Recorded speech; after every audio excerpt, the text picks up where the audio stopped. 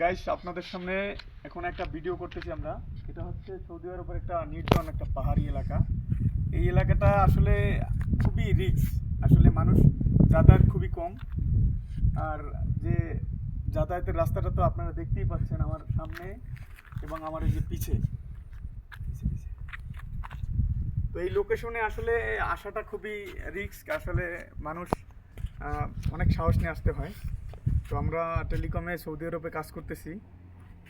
তো এটা আসলে আমাদের জন্য অনেক রিস্ক। তো এটা আপনাদের সাথে শেয়ার করতেছি যে এই লোকালয়টা আসলে খুবই রিস্ক। মানুষের আনাগোনা খুবই কম।